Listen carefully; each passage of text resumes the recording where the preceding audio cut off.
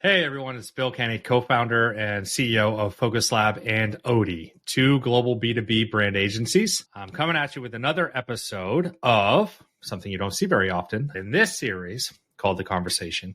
We're sitting down with people in the industry that are doing interesting things. Of note is this book that just released. You may recognize it. This is a very famous book, actually. This is the 6th edition. First one came out in 2003, Designing Brand Identity. And today I sat down with Rob Meyerson. I sat down with Robin Goffman, who's the creative director on the book.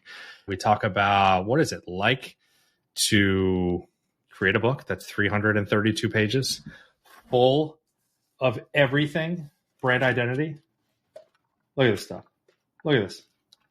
So much content. Years in the making, literally. We talk about what it's like to do a book for 2 to 3 years. We also talk about brand trends, right? They just spent 2 to 3 years doing the book. There's 800, I think Rob said, images in there from different agencies, all walks of life as far as like clientele, subject matter, different work from each continent. And then finally, we finished the conversation highlighting the now late Alina Wheeler. She was the original author and catalyst of this book back in 2003. Sadly, she has recently passed, so we spent some time talking about her legacy, her impact, fantastic conversation about what truly matters. So this is a different type of episode than we're usually recording. Really valuable, insightful, and fun episode. So I hope you enjoy.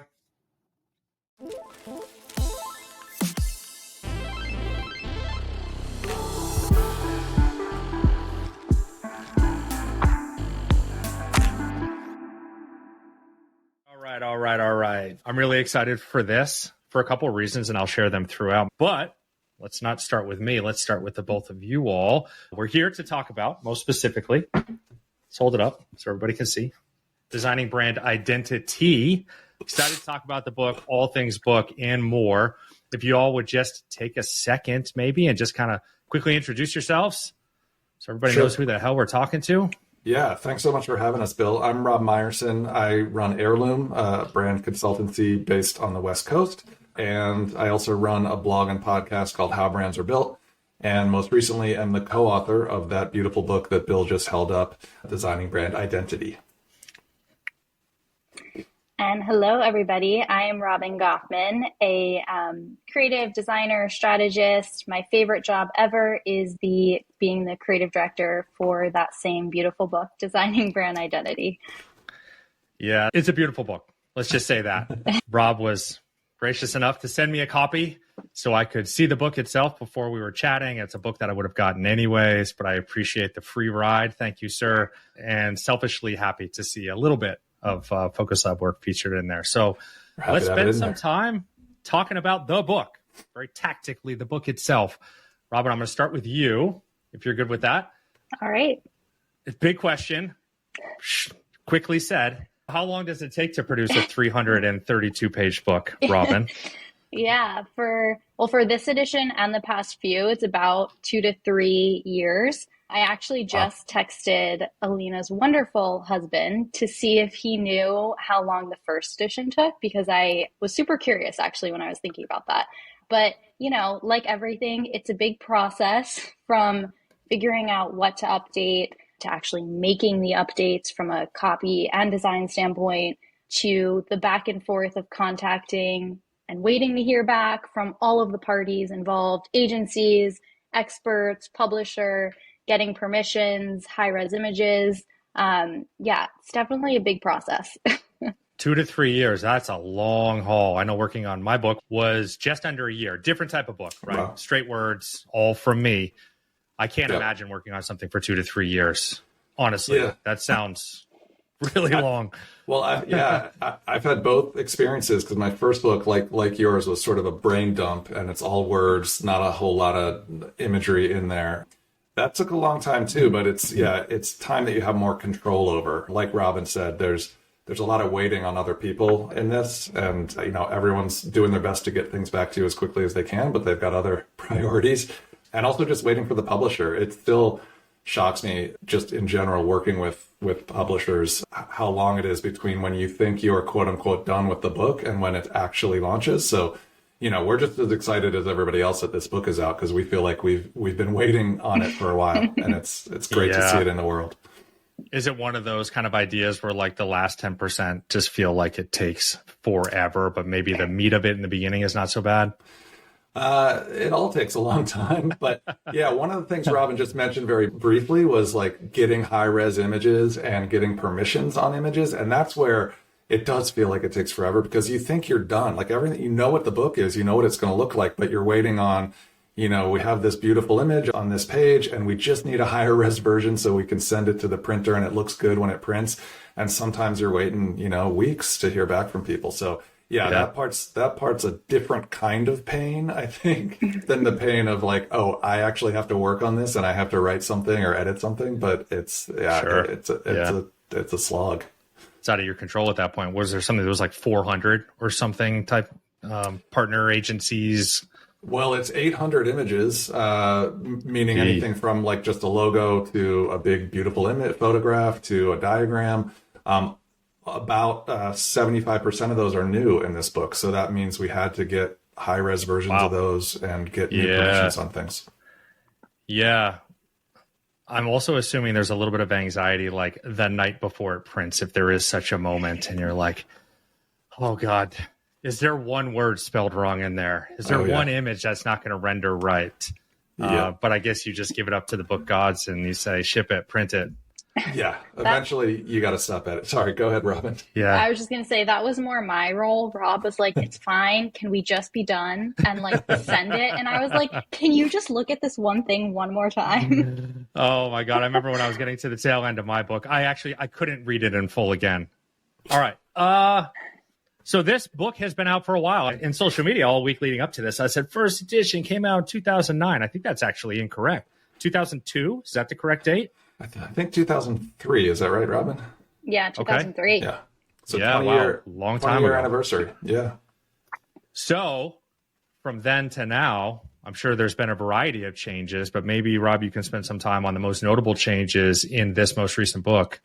Yeah, I mean, one thing to kind of flip the question, I'll tell you what's the same, which I think is important too. Okay. So yeah, the way Alina structured this book is and always has been 3 sections. The first section is fundamentals. So it's, what is a brand? What is brand strategy? What is brand architecture? It's kind of definitions, all with examples and quotes and some detail on what we mean by different things to really kind of help understand. And one of her big things was giving people a common vocabulary, because especially 20 years ago, but I think we all know still today, when one person says brand architecture, they might not mean the same thing somebody else says.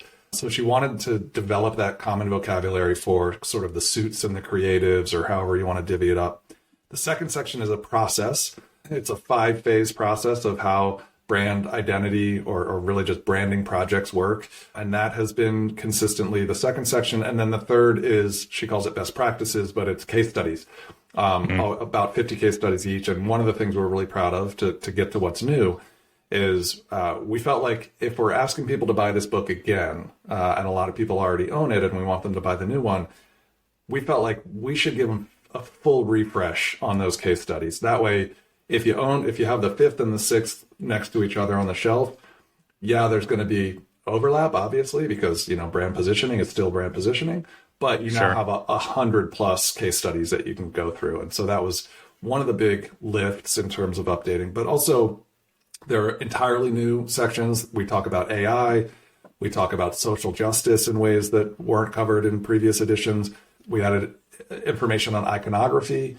We talk about senses beyond just visuals, and sonic was always in there, but we wanted to have taste and smell and a little bit about that because we think identity, does go into those other senses potentially. And then other sections just got sort of major updates. For me, as a strategist and namer, it was easy for me to kind of start there. Digging into a project this big is daunting. And so it was nice for me to have let's just focus on the naming section because I know that pretty well. What could I update here? And so some of the pages, even though they're still in there from the 5th to the 6th, you'll notice pretty significant updates in terms of the content. Okay. Yeah. I hadn't considered the fact that in some of that foundational let's get on the same page, same language, that could be repetitive book over book. Now you're talking 2 to 3 years, right? That's still a long time. You get a lot of new readership, I suspect, even in that smaller of a window. Yeah. But then getting all new work, that's probably a huge draw. That's a huge lift. A lot of the people who read this book are students, and so they presumably are coming to this book for the first time at the 6th edition. And what we do, where every single page has been reviewed and a determination has been made as to, what should be updated. Almost every page has been updated, at least in some small way. And a lot of that is just examples, because even if positioning is still positioning, we might not change the definition at all because we don't really feel like it's changed, but maybe we have a 10-year-old example in the 5th edition. So we'd always ask ourselves, can we get something fresher, something from the past 5 or 6 years that especially, again, for those students, like brands that they'll recognize, that'll resonate, things that feel more like today. I mean, Mr. Beast is in this edition on the personal branding spread, stuff like that just feels like it's more of the moment, even though the definition of personal branding maybe has only evolved. It has more than it's changed. And so some of the content, some of the quotes might be the same, although 50% of the quotes in the book are new. But yeah, the examples, we can definitely always, I think, find something newer. Yeah, exactly right. So I know the book has only been live for how many days? 5, depending on how you count. Let's say 5 days. I have the jerkiest question of all time, being 5 days out. I feel bad even asking it. If you could do something different, it's only been out 5 days. If there was something that you would do now that you're like, oh, we should have added this, or this should go into the next one. As people that have worked on the book that long, are those natural feelings? Do you not have those yet? Robin, I'll let you take it first. All right. I'd say, I think from a less tactical standpoint, in honor of Alina, I think for me, I would just say more celebration all around. For anybody that knew Alina, she loved to celebrate every small detail, big thing happening in anybody's life around her. But she did share with me at one point that she wishes she spent more time celebrating specifically the success of this book. So I would definitely have done that more throughout the process of this one. And Rob, hopefully it's okay I'm saying this, but stay tuned for some potential maybe DBI parties in the near future. Some live events. Party might be a little too hard of a sell. But yeah, we're trying to plan some actual in real life book launch events. Maybe I don't want to overpromise, but maybe one on the West Coast and one on the East or something like that. Yeah. So yeah, stay tuned to social media and everything. We'll share dates. Look at this. Stay tuned into our podcast and video feed for breaking news. DBI East Coast, sign me up. I shall be there. Yeah. Great. All right. I would add, in terms of the output of the book, there's nothing that we would, to your point, it's new and we just feel like we love it. We love the content of the book.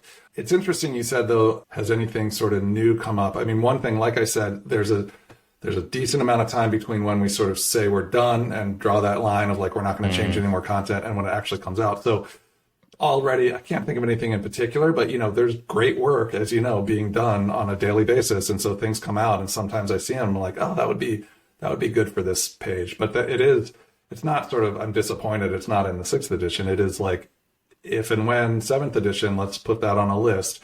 And I do feel like DBI, which is how we refer to the book, it feels less to us, having worked on it, like discrete editions and more just sort of a thing that exists continuously. And so I feel like we're sort of always now, and I know Alina was like this too. She was a collector, a clipper of quotes and like just projects that she loved.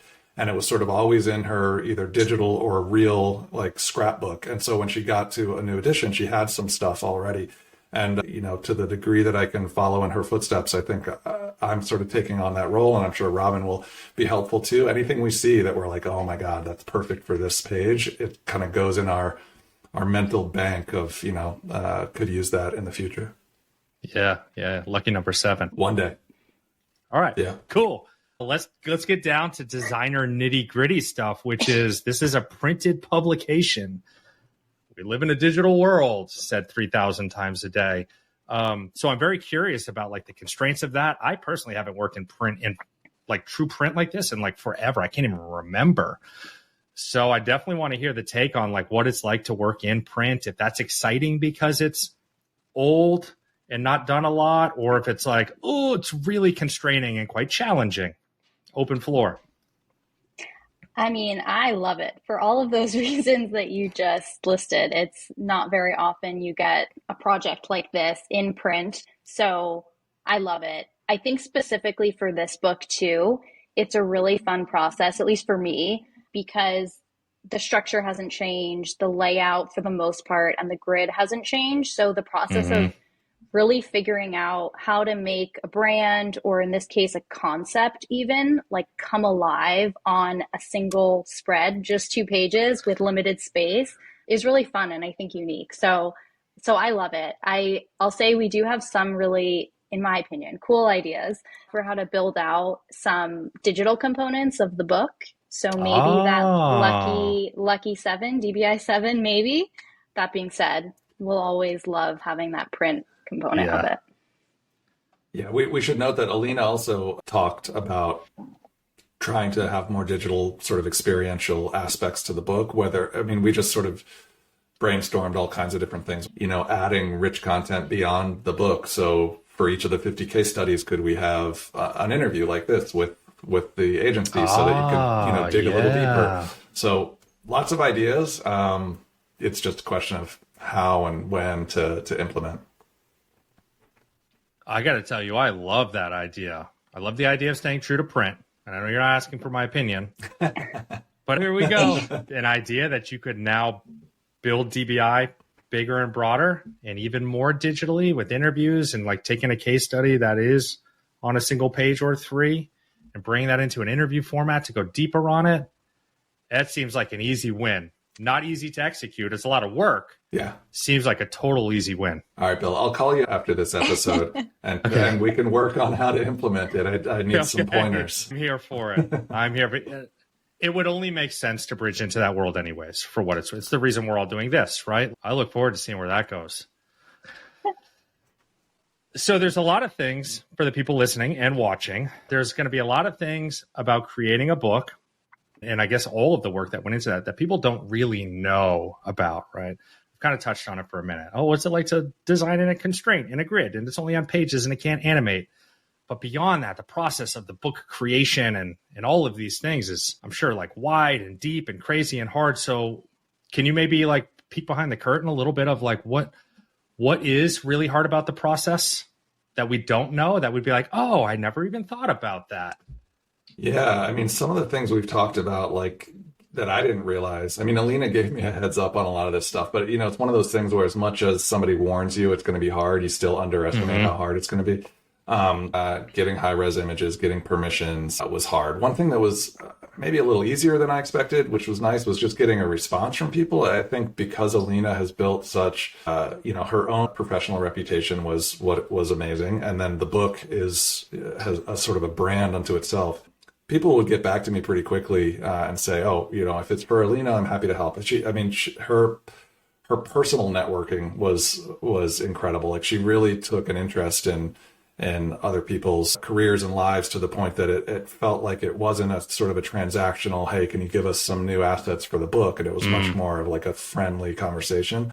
So that was easier to like get some responses and get some new content, but it's still a lot of work to get it sort of formalized. And then, this is just an interesting book. I like to, like I said, it's so different from a written all text book that you really read cover to cover, although nobody reads branding books or business books cover to cover. But that's the ideal, right? But this book, I like to think of it almost as the encyclopedia of brand. So hopefully that gives people an understanding, if they haven't seen the book, of kind of what it's like and how it works. It would be hard to read the entire thing cover to cover. Each 2-page spread covers a different topic. And so it's really designed to live on your shelf and be pulled down on a regular basis for, I need to understand something about usability testing, or, how brands handle social justice issues, and just turn to that spread and read through it. And there's a lot of content in there for each of these, but also there are sort of pointers out from the book of, oh, they quoted this from this book. Maybe I should go read that. Or here's an example they gave. Maybe I can go find some articles. So that's because it's structured like that. It's kind of 150-ish discrete little projects of, how, and we managed it like that. We did almost like the software developer thing with like cards moving across from Kanban. Yeah, yes. From kind of have an idea but haven't implemented yet, to we have an expert that we've talked to but we haven't put his or her words onto the page yet, to we're just waiting on final images and we moved the cards across, and we had a bunch of those. And yeah, that's how we managed it. So I doubt that's the experience a lot of people would have writing a book, unless it's something kind of like this one. Although, I can't think of too many similar examples. Yeah, maybe you don't want it to be called this, but for me, I think about it as a beautiful, more of a coffee table type of book experience, right?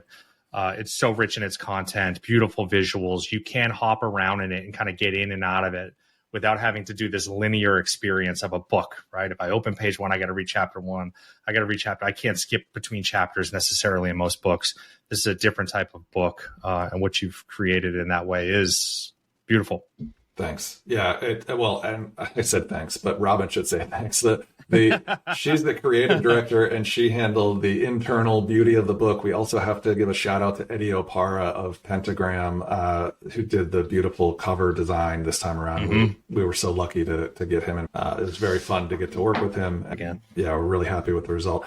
Thanks for saying that about coffee book too. I mean, that cuts both ways, right? We don't want it to be the coffee book that just sits there and nobody opens it.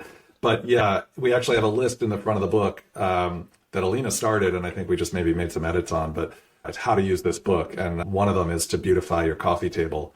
And I mentioned that actually to my mom the other day, and she was like, who would put a branding book on their coffee table? And so now I'm going to go tell her, Bill Kenney at Focus Lab, it's on his coffee table at home.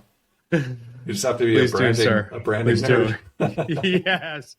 You just have to live and eat branding all day, every day. But yeah, I mean, even the spot gloss on the cover, right? The weights and the details of the book are really well done. I wouldn't expect otherwise, given the amount of effort, the people on it, 6th edition, etc. But it really lives up to what we would expect it to live up to as kind of, let's call it like design brand nerds buying the book. It's like, oh, it's as good as we expected it to be. So well done. All right, so let's get off the book for a minute, but we'll stay inside the book.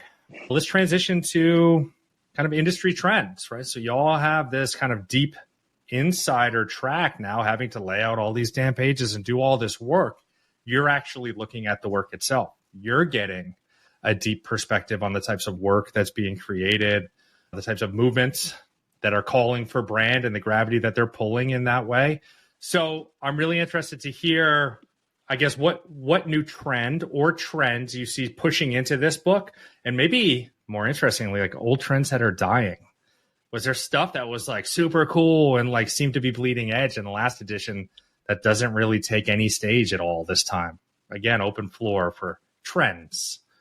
Yeah, I'll jump in. There were definitely, to your point, there were definitely emerging trends from previous editions, whether it was 5th or 4th. I think everything from 3rd priors has probably been updated, but there were definitely those emerging trends that are now just mainstream, not trends. So things like smartphones, that was a spread, is now digital interfaces. Social media was removed because it just is social media. Yeah. I don't know how else we could say that. China is no longer its own spread. It's now folded into a new spread called global and local. So things like that. Yes, and I see. They're new. Rob already touched on this a little bit, but there's a lot of new dynamics too that we added into this edition. So that I think play into this conversation around trends, things like social justice, AI, a really big, I think, increasing emphasis on sustainability. So both of those things. Crypto, Bitcoin, all-time high today, let it be known. Crypto's in there. Oh, really? Good to know. We actually, it's funny. I mean, those are things that change while you're working on the book. We have a nod to crypto because we there's a spread in here that's just about mostly about technological trends that we see and some of the main brands that fit it. So crypto's mentioned there with some of the big brands underneath it, but it doesn't get its own spread. I think there was a time where we might have done that, and then it sort of felt less relevant as we started really digging into the content. Well, one other thing I'd add to what Robin said, and her list was great, but we really wanted to track down at least one case study from each continent, and this was something that Alina was big on. Love that. It still, I think maybe everyone knows this. It was almost surprising to me, though, how true this still is. It's so easy to find great work out of New York, London, the US, the UK, and Western Europe more broadly. Tracking down the best work in other parts of the world is still a little tough. And it's not, obviously, there's great work being done there, but maybe not shared as much as it should be. There's a language barrier sometimes just getting in touch with people. And so that's a little bit of a slower process. But that's another thing that I see sort of shifting over time. I think we'll see more and more work out of those parts of the world, and we're super proud. We have only one case study from Africa, unfortunately, but we were able to get at least one case study from each continent, and that's something Alina really wanted to make sure that we did. I love that push. That actually makes me think of something from one of my LinkedIn posts this morning.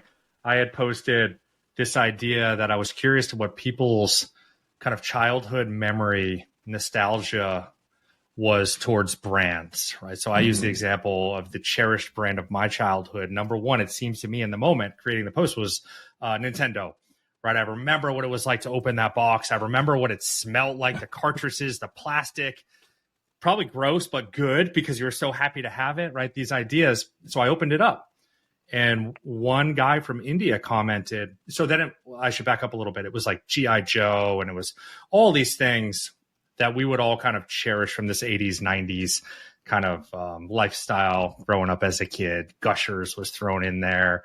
A lot of these like comic books, Marvel and all this stuff. And then one guy from India said, Cadbury. I found that so interesting, right? Like I don't feel drawn to that brand at all. So I even asked him in there, like, why did you call that out? Are you talking about the Cadbury egg specifically, which is pretty notable? Or are you talking about like Cadbury as a brand? Because I don't find all that much relation myself to that brand. I know what it is, but it's not like top of mind for my childhood. So he explained why that was in his country. Yep. So going back to your point, it's really important for books like this to get outside of our own bubble. Let's just say it, right? Yep. Of America, if you will, the U.S. Yep. It could be quite interesting and really eye-opening. Yeah, absolutely. And we really wanted as much diversity as we could get in the cases. And that was something I told agencies even when they were picking which of their projects to highlight. We wanted a good mix of B2B and B2C. We wanted a good industry mix. Yeah, we wanted a good mix of not only where the agencies were located, but where their clients were located. So sometimes even if it was a London-based agency, they would share a project done in Eastern Europe or something like that. Just getting a really good mix and a good cross-section. All of it is fantastic work, but other than that, it was like, let's mix it up and show people some different looks. Thank you for doing that. All right. In looking at all of that work and seeing everything that you saw, I'm going to kind of open you up into making a prediction. Oh boy. Just take your shot, right? You just take a shot. If it's wrong, it won't be replayed. If it's right, it'll be replayed and you'll look really smart. I love it. So yeah, maybe from each of you, if you could just take a shot and say like in the next 10 years, I think X will happen within the brand space. So I can go first if you want, Robin. This is a tough one. Go for it. But yeah, I'll let you think about it too.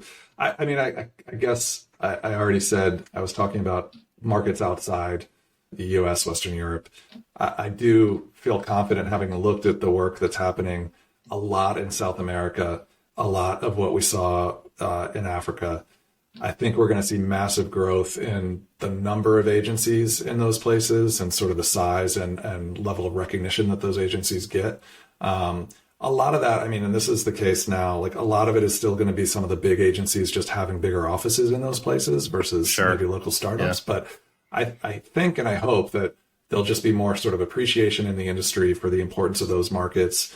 They may not be driving the sort of emerging trends that may stay in the North America and Western Europe for quite a while, but I do think we're going to see some just fantastic work coming out of those places. So I look forward to hopefully having even more case studies to share from those places in future editions. Plus one of that. Yeah. Well, I don't know how I can top that prediction, but I don't know, maybe for designing brand identity, DBI 10 or something like that, there'll be holographic video. Who knows when you open up a spread, and maybe that will just become the new a new outlet for storytelling in a new way. So don't know what year that'll be, but if we can't do that, we'll just make it a pop-up book. It'll be perfect. It's close enough. Yeah. Yeah. We'll go old Cars still have to drive on the road. Like we never got to that fantasy, but that's cool. But if we do, we'll be able to play it back now, Robin. Yeah, Rob.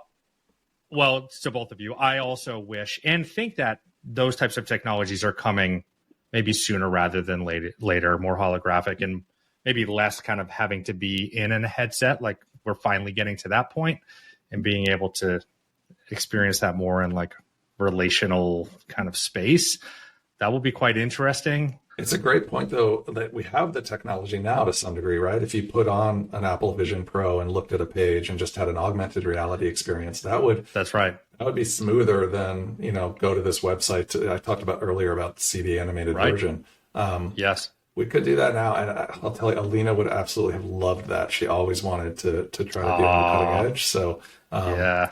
Again, it just gets to like, oh, how hard is it going to be to try to make that happen? But hey, we'll look at it and try to do it. I don't know, Rob, you just made that sound very easy. So this may be like a DBI 7 thing, all right. not 10. Sooner than expected. All right. You're going to Elon Musk it. You can't worry about how hard is it to send the biggest rocket to Mars. You just have to start building the damn thing and see how it goes. Move fast and break things. Yeah, we'll try it. Yeah. I do agree, though, that I think that the talent overseas is about to boom. And I don't even want to speculate maybe why that is. I did want to add, Bill, I think part of the reason we're seeing this maybe is I was just saying this the other day. I think we're in a bit of a golden era here for just education and branding being available, being affordable. There's just a lot of good content on YouTube or just podcasts like this. When I started a podcast 5 or 6 years ago, I felt like, there needs to be a branding podcast. There were one or two. Now there are plenty, and then they're all really good. And so there's so much free content, so much, if you can't afford to pay for some of these classes, people can educate themselves on how to do this stuff without, going to school in the US or something like that. That's right. Yeah. Tip the hat to the internet, right? Yep. The internet opened that up to everybody. Right? It democratized all of that good. learning. Yeah. Everything's got its ups and downs. It did a lot of good. Let's be real. Okay. Let's move into the back section here. I don't want to turn this into a watershed tears moment, but I know Alina was the person that founded this book back in the day. You both have had the pleasure of working very closely with her, built relation with her, and she has sadly passed since the creation of this book. So it's only right that we spend time talking about her. I have no relation and no background and no history with her, so I'm going to do a lot of letting y'all talk, okay? And whatever you would like to share. So first, to maybe make it not so deep as the opening question. I know I set us up pretty deeply there. Can you both maybe speak to how you got to know her in the beginning, and even in the sense that you got to work with her on this book? Like how was that connection made for each of you?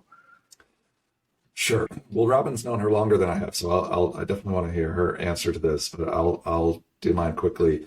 I met Alina through my podcast. I asked her if she would be a guest. Obviously knew her reputation in the industry and considered myself lucky to be able to get people like her onto the podcast. I knew the book very well. I can tell that story separately, but I had known it for years and years. And so I had her on to talk about it. The conversation was very fun. She was just a blast to talk to and talk about like vulnerable. I mean, she just has no sort of walls up, she's just very honest, very genuine person. And so we got to know each other there. And then I mentioned earlier that she really invests in other people. And I think that's one of the things that I hope to take away from this amazing opportunity that I had to get to know her very sort of deeply in a relatively short amount of time is just the degree to which she really cared about other people's lives. And so she sort of, I give her credit for the fact that we grew closer because she would follow up with me and she wanted to know what I was working on and what, whether I was interested in certain opportunities to work together and things like that. And it just kind of grew from there. And then I wrote my first book, Brand Naming, and I asked her to write the foreword for it, and she did. And so I think that kind of cemented the relationship from a work standpoint in terms of us getting to write together, getting to edit each other. She had lots of opinions about my naming book, even though, she wasn't a co-author on it, but just she had so much experience. Of course, I was looking to her, any advice on publishing a book. And then we worked on that foreword that she wrote.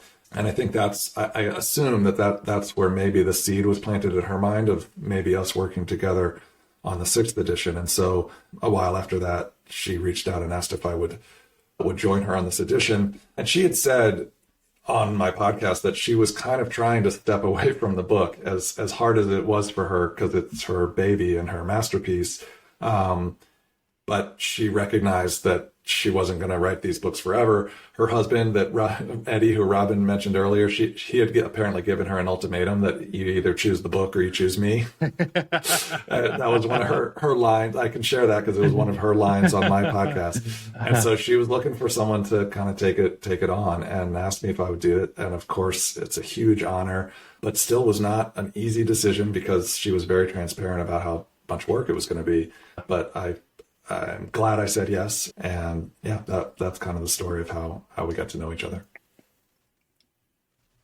Beautiful. I'm also props to you for reaching out in the first place, right? I guess a lot of us need to remember that the people that we look up to and aspire to be more like, learn from, are generally often very nice, open people. And you just got to reach out and you never know what will come from that relationship. Sorry, Robin, go ahead. No, I didn't mean to cut you off. I was just going to say, I'm also very glad you decided to say yes to that, Thanks. Rob. Thanks. I appreciate that. Yeah, you could have been saddled with some evil author on this edition. No, Alina never would have done that. She didn't have it in her to do that. No. Bill, that's actually, I can share when and how I started working with Alina, but that's actually I used to say this earlier on when I first met her, but that was one of the things most that I learned from her. Like, a person is just a person, whether they're CEO or the coolest designer in the world or VP of marketing for your dream company or brand. The way that she would talk about people and reach out to people was literally, it's just a person, and not to think of it like anything else. But yeah, I started actually the majority of my college career. I got to work with Alina. So I was a sophomore when I started working with her on the 5th edition of her book. And it was obviously a job, but I'll put it this way. All of my college roommates used to yell at me. They'd be like, you literally don't want to hang out with us. You just want to go to Alina's. And I was like, yes, you're not wrong. And that is true. For many years, that was said. So working with her was quite literally pure magic. Not even just working with her, but knowing her, being around her. I definitely would not be where I am professionally, but also personally, if I hadn't known her now for a little over 10 years. And despite all the reflecting over the past few months,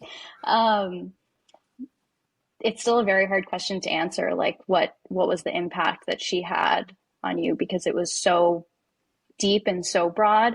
But I'd say that there are a few things that I keep coming back to. In her last few months, she never let the details of the book and also her contributions to this edition go, ever. And getting to really experience that, especially during a vulnerable time for her, really showed me what commitment to passion is. Incredible and beautiful and everything in between.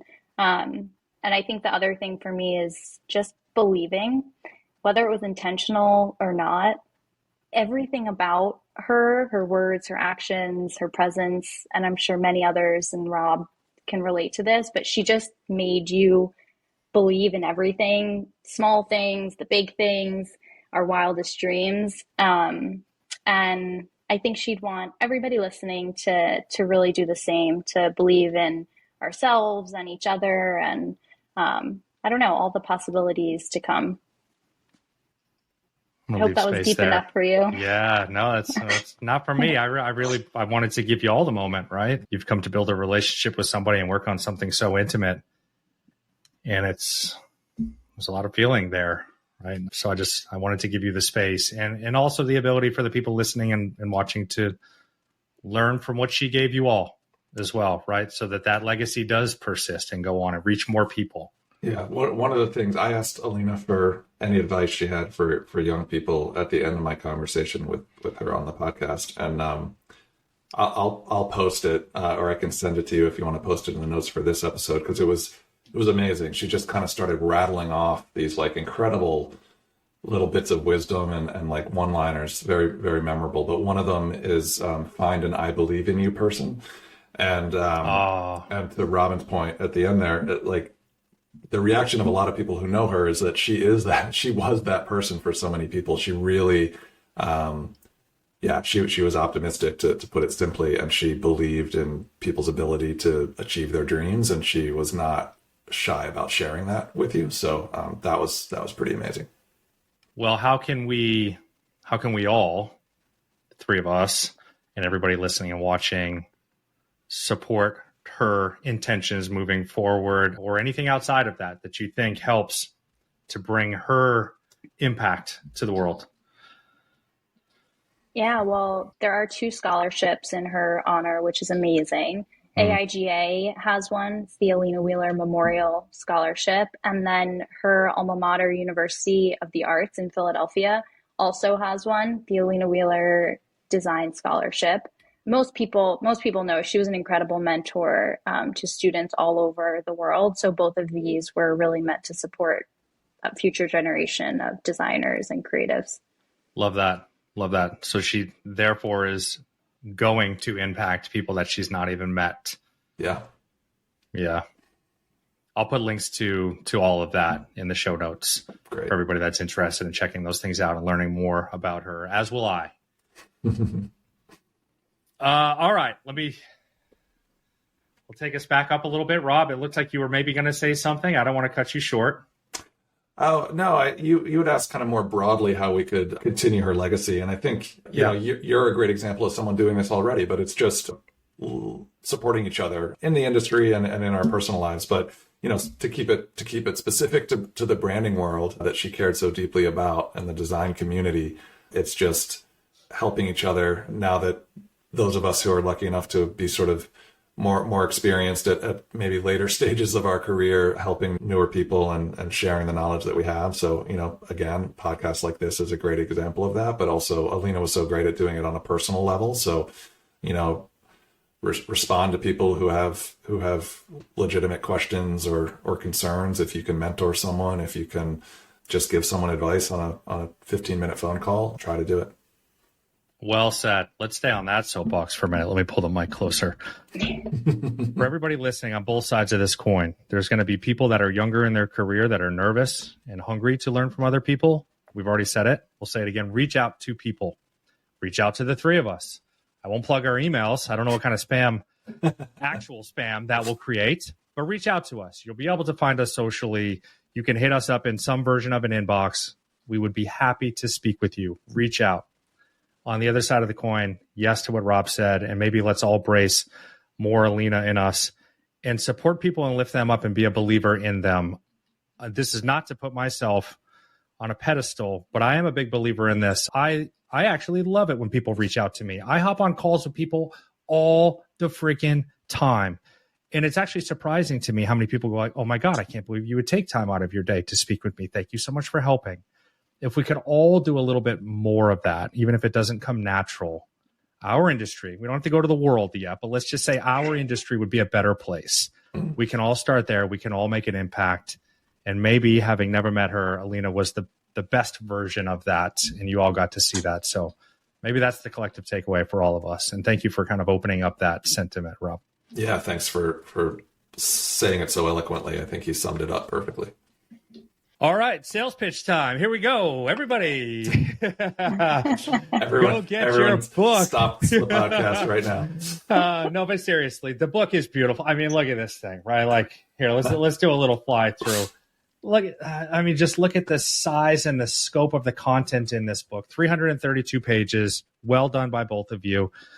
You can find the book on Amazon. Is that the easiest place to go to get it? Is that the easy plug? That is, yep. Go to Amazon to get it. We'll say, depending on when this episode drops, it may not be available in the UK, in Australia, and other parts of the world, but it will be in the next few weeks. It is available now in the US, and I think all in North America. But yeah, Amazon's the best. There are other places to buy it if you're not an Amazon fan, so we can maybe share links to those as well. It sounds like there might be other things in the works that we've kind of leaked and maybe not leaked, which is there a DBI kind of event thing that might happen? So let's also talk about where people can follow each of you, sure, or just DBI in general, so that they might catch news of those types of things. Sure. So the easiest thing for me is robmeyerson.com, and there you should be able to link out to any of the things I'm working on. You can follow on social media, which is where you'll get updates on things like events. I'm pretty active on Instagram at Rob Meyerson. And then there is a dbibook.com. I wasn't making that part of the address up. It's just there's no /animation. We're updating that site now. Hopefully by the time you listen to this, the new site is up. We will try to also give some updates there. And then, just one last thing. I have a newsletter that goes out every month. You can sign up at howbrandsarebuilt.com. And that's another place that I'll share information about the book, but also just branding news and things like that. Awesome. Yeah. Excited for the new dbibook.com website to get live over the next week. And for me personally, robingoffman.com. And you are welcome to follow me on social, but only if you're hungry, because I only post my baked goods. So Fact. I went hunting around. I'm like, all right. At least I know what the feed is dedicated to. Yeah, it's not confusing. I know what it's about. So yeah, if you love food, if you're a sweets person, my wife, you'll probably have a new follower later. That's the feed that you want to follow. Thank you both for joining. I think we did Alina right, and I think we did the book right, which is talking about what's in it, what matters. I really enjoyed spending time with both of you, and I look forward to seeing what comes. We'll just leave it there. Yeah, you too, Bill. It's always so much fun to chat with you. Thanks for having us on. Of course. Yeah, thanks for having us. All right. Bye, y'all. Bye-bye.